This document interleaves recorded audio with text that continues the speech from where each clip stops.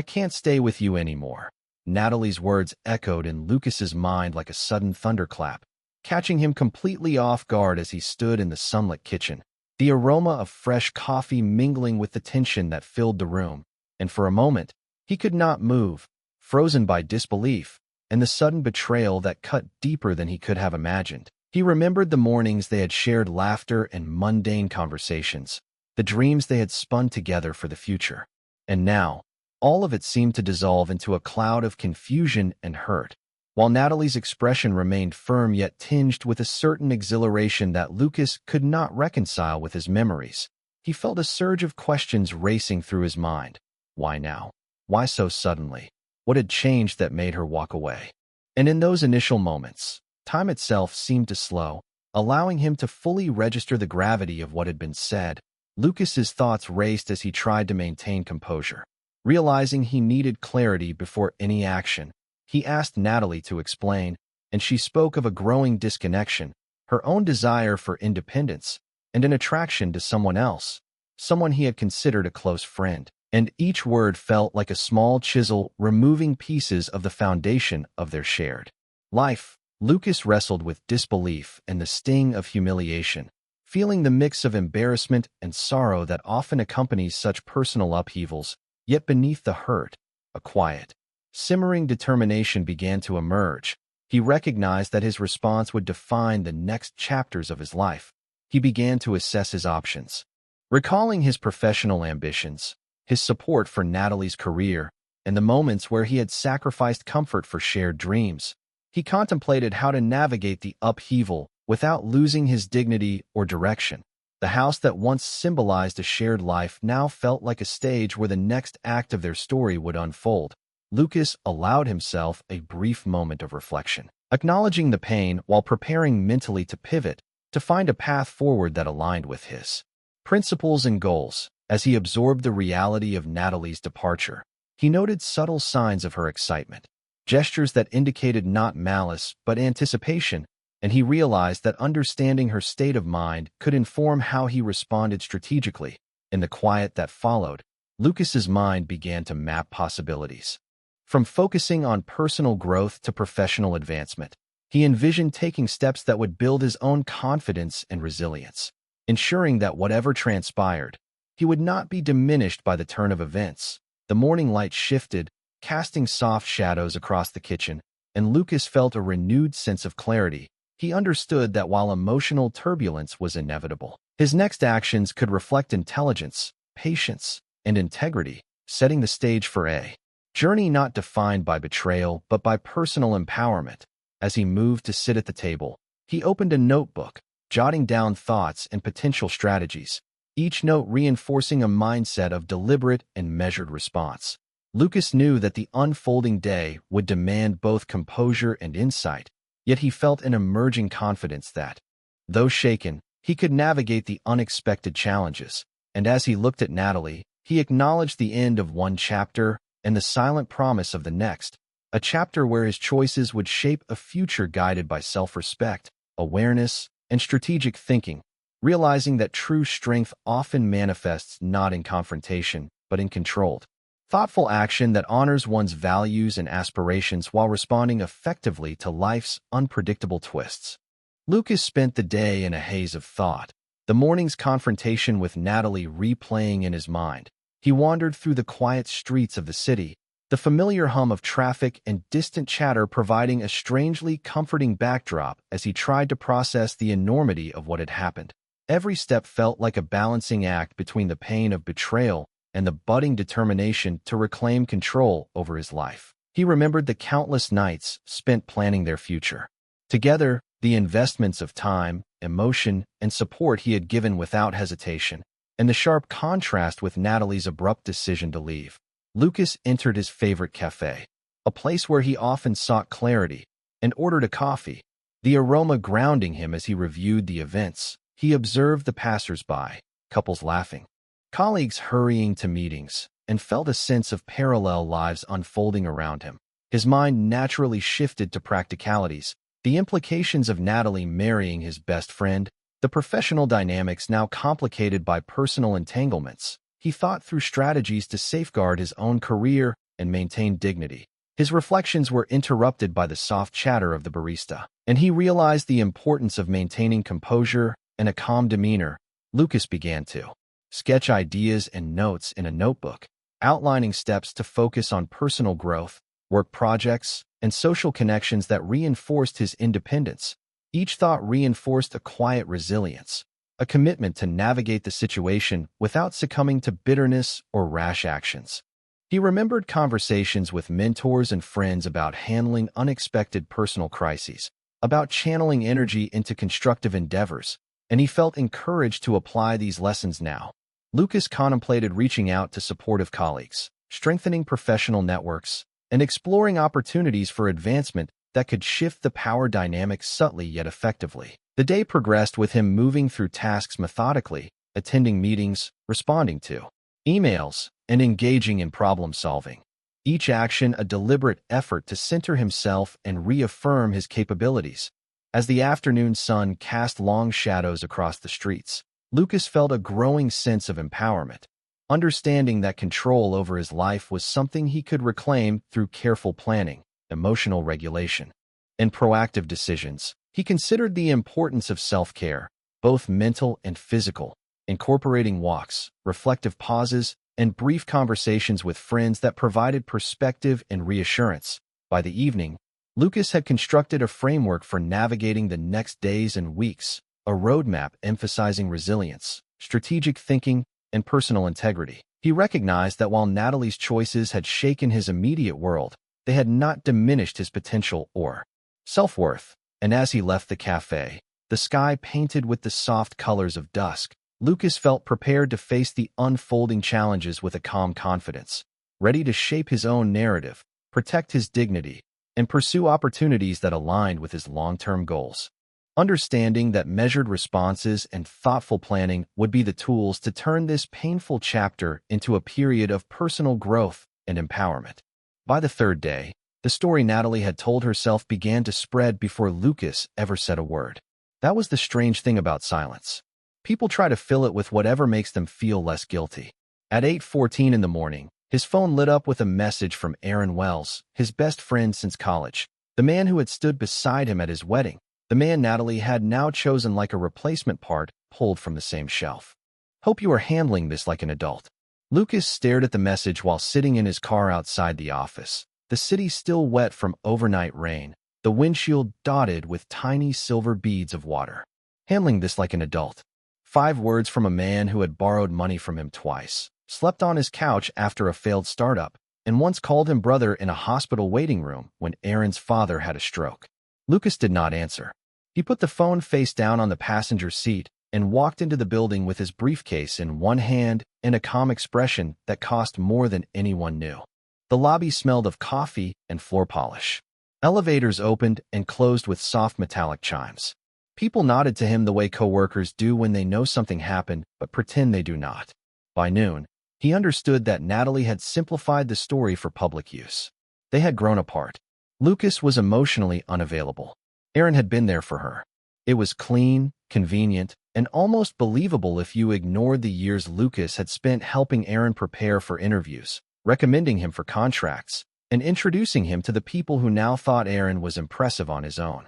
There are betrayals that explode, and then there are betrayals that walk into your life wearing your friend's face. This one wore a blue blazer and shook hands in conference rooms. Lucas spent the afternoon doing what he had always done when life cracked open. He worked.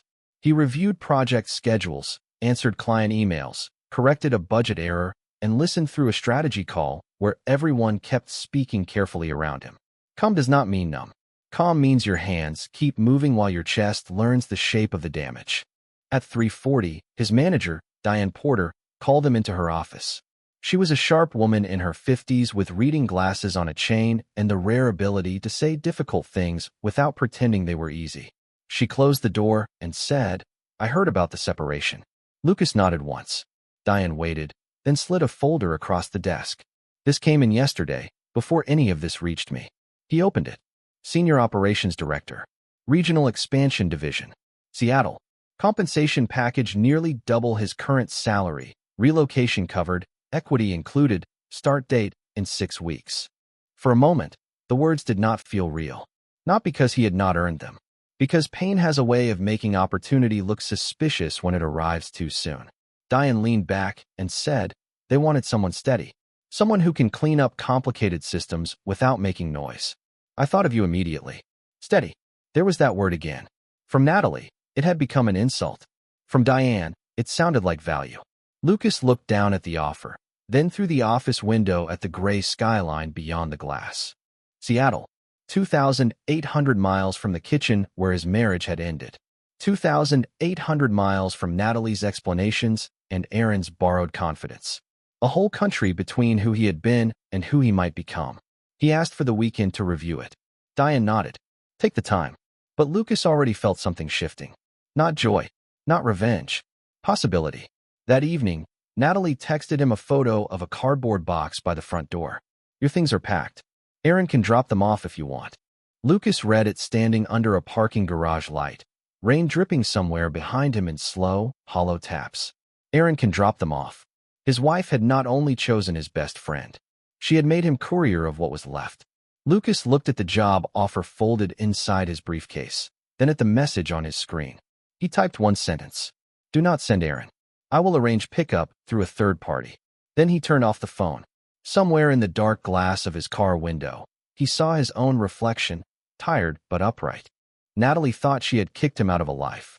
She had no idea she had just cleared the doorway to another one. Lucas spent Saturday morning reviewing the relocation package with meticulous care, sitting at his kitchen table surrounded by neatly stacked papers and a laptop glowing softly. He knew every decision from here would define the next chapter of his life.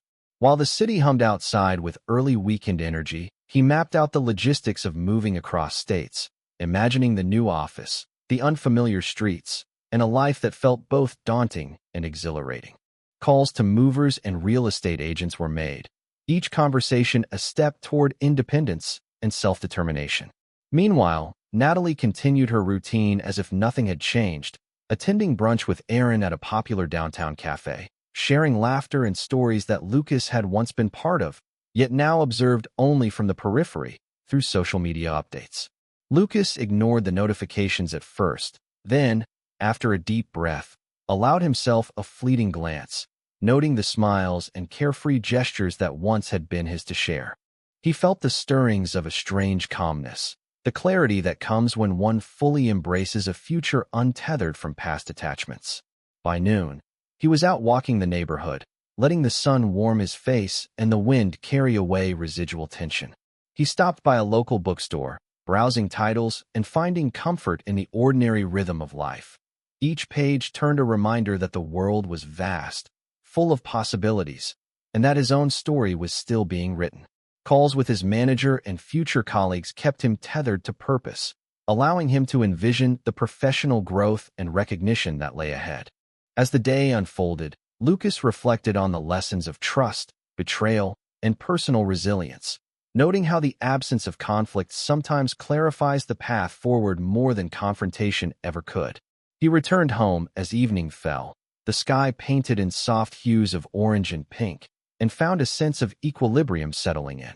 He prepared a simple dinner, savoring each bite as a quiet affirmation of life continuing despite upheaval.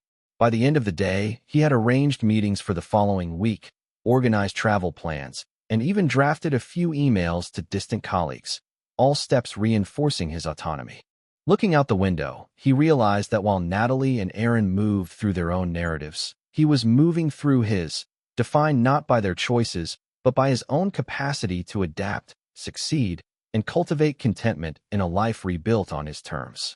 The city lights flickered on, reflections dancing on the windows, mirroring the quiet optimism Lucas felt, a subtle but profound recognition that even in the wake of loss and disruption, a carefully chosen path forward could lead to unexpected growth, strength, and perhaps a sense of justice quietly realized through perseverance rather than confrontation.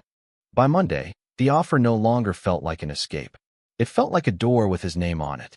Lucas sat in Diane Porter's office at 8:30 sharp, wearing a charcoal suit, a clean white shirt, and the expression of a man who had stopped asking life for permission to move forward. Diane slid the final packet across the desk. Seattle, Senior Operations Director, Regional Expansion Division, Equity, Relocation. A salary that would have made Natalie sit up straighter if she had known the number.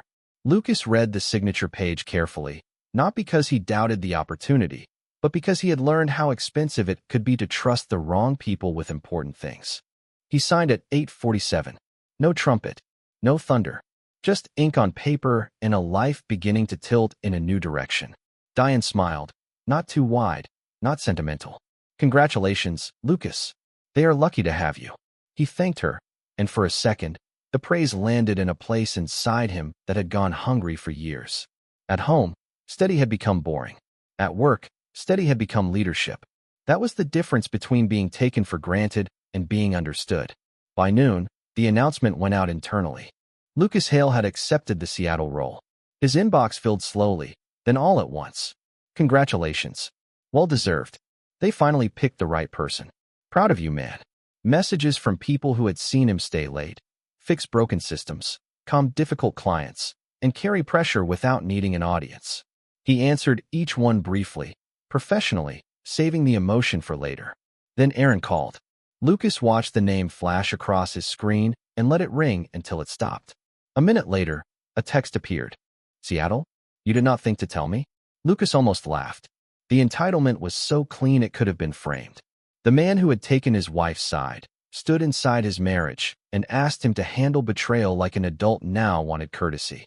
Lucas typed nothing.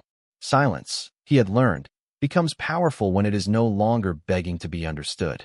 At 3:15, Natalie called. He let it go to voicemail. Her message arrived 5 minutes later, softer than the text before. Lucas, I heard about the job. I did not know it was that big. Can we talk? He replayed only the first sentence. I did not know it was that big.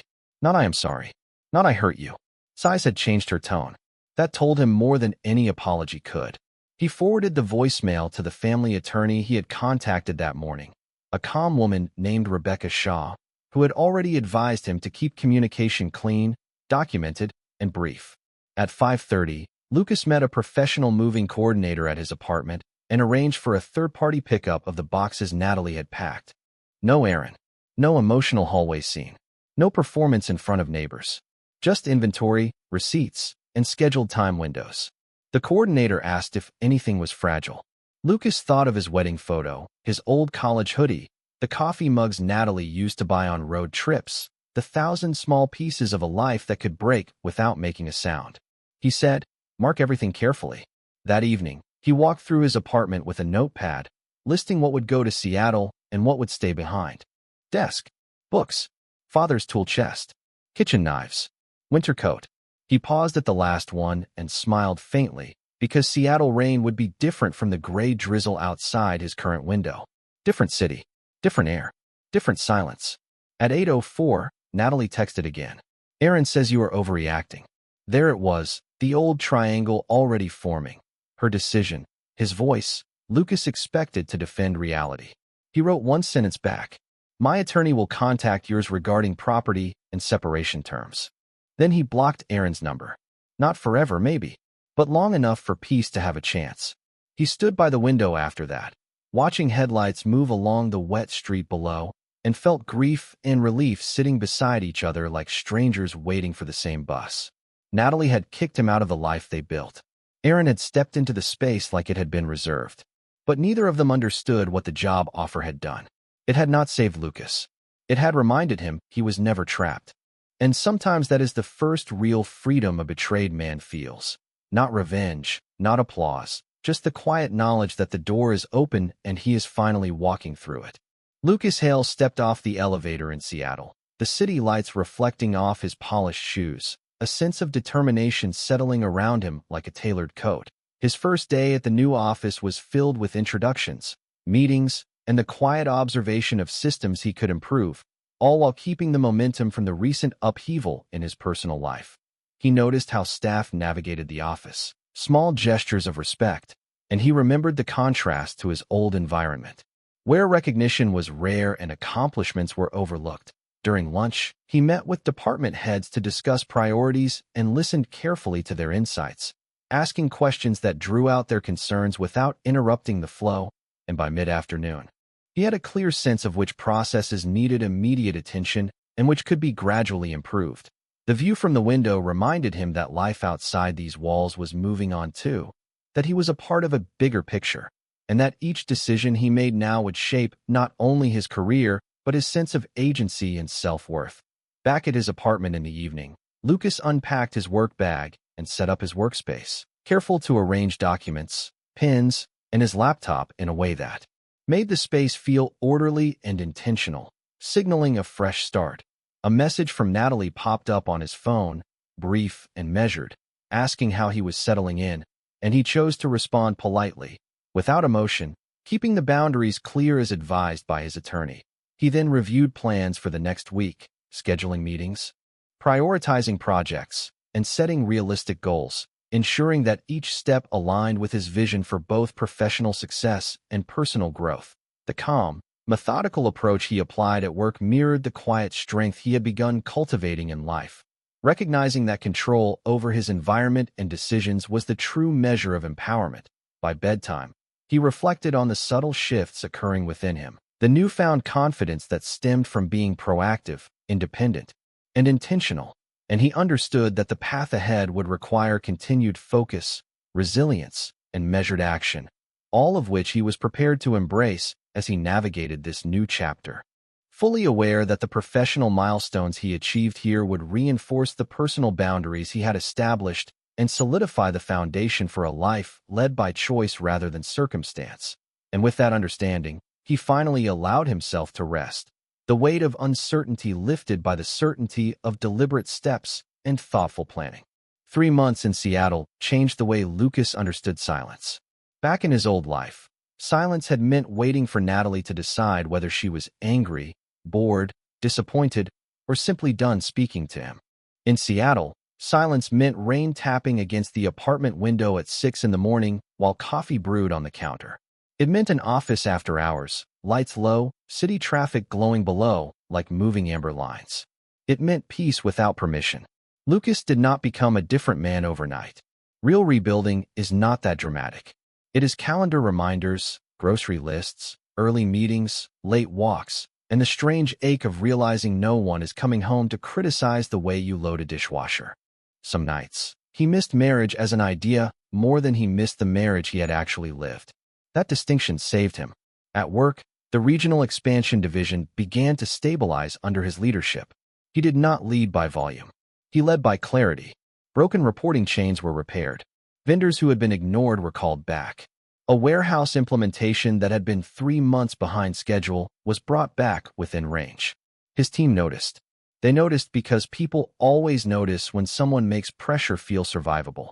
At the end of the first quarter, Diane Porter flew out for the leadership review, and the conference room overlooking Elliott Bay was packed with executives, department heads, and 2 board members who had previously known Lucas only as a name attached to a difficult transition.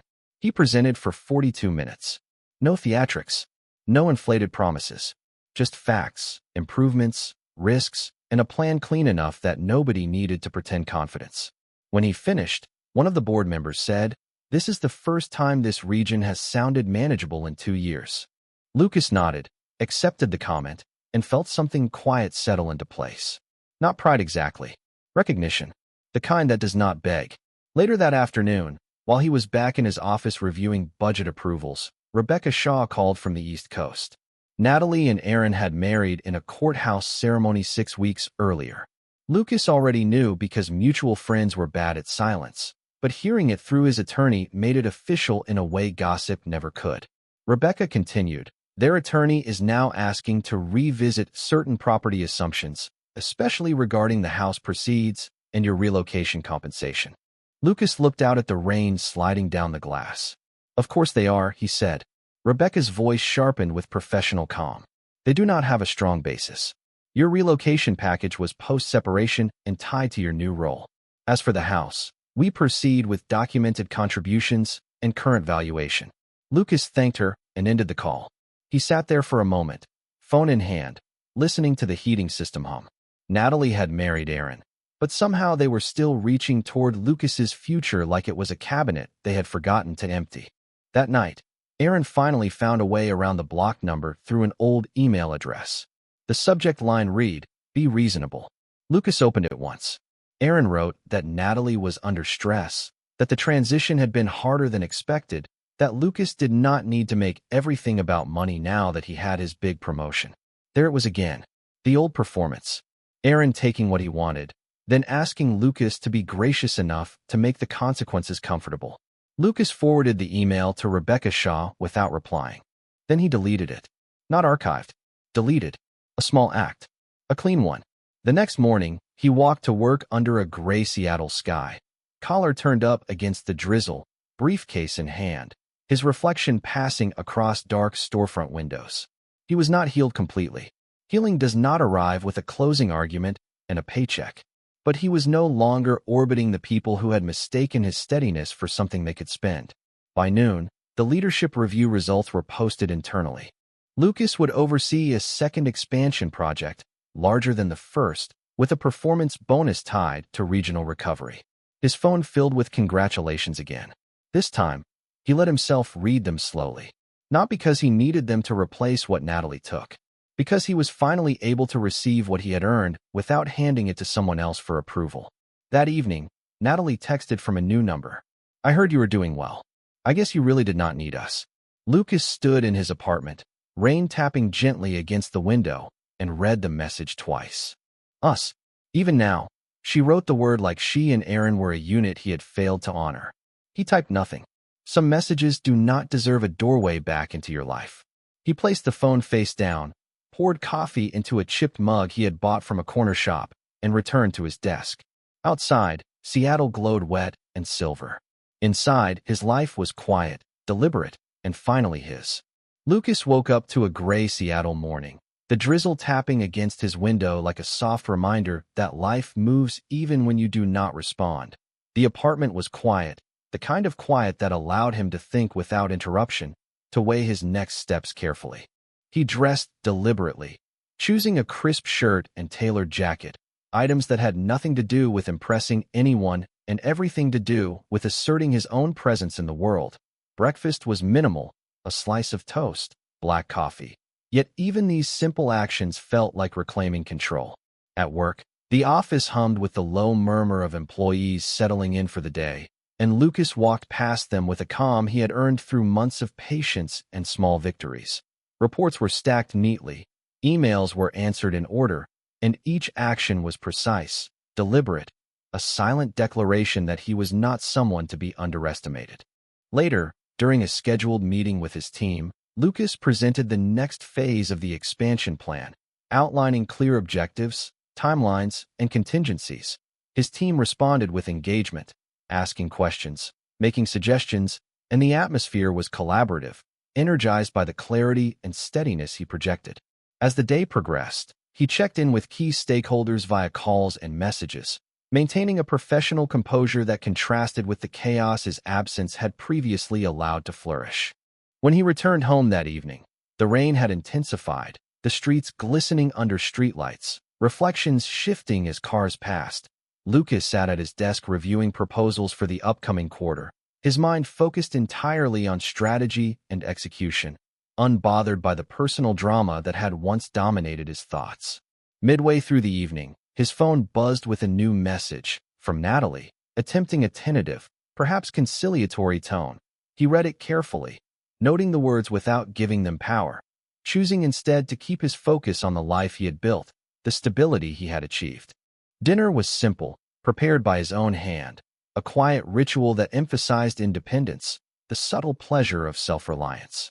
By nightfall, he stepped out onto the balcony, overlooking the wet cityscape, the lights reflecting in puddles and windows. The sense of calm was not triumph but balance, the kind achieved through consistency, resilience, and deliberate choices. Lucas reflected on how far he had come, the lessons learned from misjudged trust, failed expectations, and the slow reclaiming of personal agency. The evening air was cool and cleansing, a silent companion to his steady heartbeat, reminding him that the past was a chapter, the future unwritten, and he alone controlled the pages ahead. The rain softened into a drizzle, and he turned back inside, already planning the next steps of his work, the next decisions that would continue to solidify his growth, aware that every action, every choice, was a reinforcement of the life he had deliberately constructed and would continue to maintain with thoughtful care and unwavering focus. 6 months after Lucas moved to Seattle, the divorce papers were signed on a rainy Thursday afternoon without ceremony, without raised voices, and without one last performance for people who had never lived inside the marriage. Rebecca Shaw handled the final call from the East Coast while Lucas sat in his office overlooking Elliott Bay, the skyline blurred by rain, the desk clean except for a folder, a cup of black coffee, and a small brass paperweight his team had given him after the second expansion project came in ahead of schedule. Natalie did not contest the relocation compensation. Aaron's email campaign had stopped after Rebecca sent one formal warning. The house proceeds were divided according to documentation, not emotion. Clean lines, clean signatures, clean ending. When the call ended, Lucas did not feel the rush of victory he once imagined he might. He felt quiet. That was all. Quiet enough to hear the rain on the glass. Quiet enough to understand that freedom does not always arrive like fireworks. Sometimes it comes as a document attached to an email and a deep breath you did not realize you had been holding for years. That evening, Lucas walked home instead of calling a car. Seattle smelled like wet pavement, roasted coffee, and salt from the water. Office lights glowed above him. Strangers hurried past under dark umbrellas. He stopped at a corner market, bought a loaf of bread, a carton of eggs, and a small bunch of flowers he had no reason to buy except that the apartment could use something alive on the table. Back when he was married, he would have wondered whether Natalie liked the color. Now he chose yellow because he did. That small choice stayed with him longer than the legal call.